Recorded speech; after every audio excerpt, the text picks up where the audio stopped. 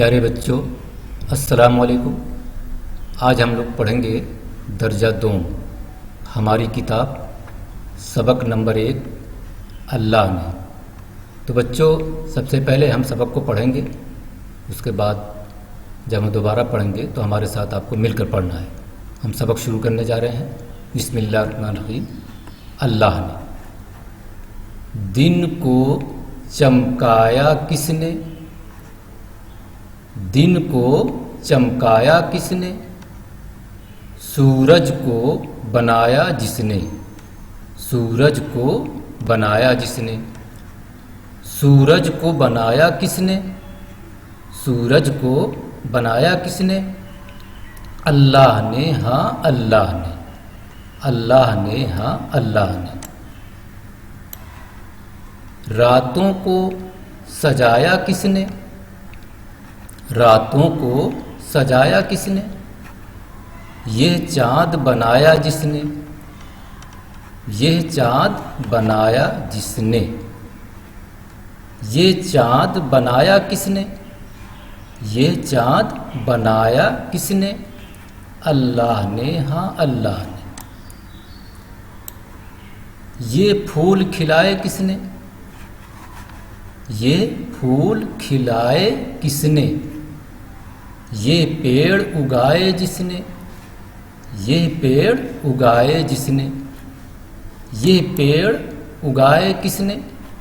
یہ پیڑ اگائے کس نے؟ اللہ نے، ہاں اللہ نے۔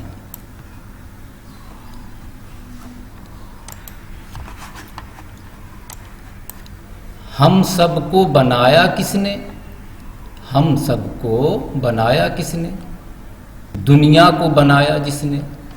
دنیا کو بنایا جس نے۔ دنیا کو بنایا کس نے؟ دنیا کو بنایا کس نے؟ اللہ نے، ہاں اللہ نے۔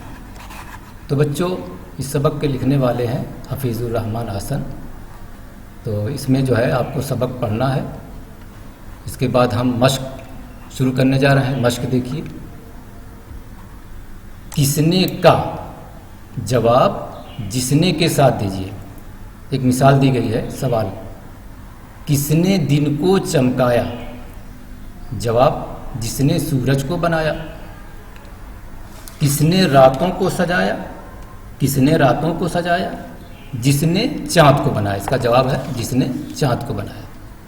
ہم سب کو کس نے بنایا؟ ہم سب کو کس نے بنایا؟ یہ سوال ہے جس نے دنیا کو بنایا۔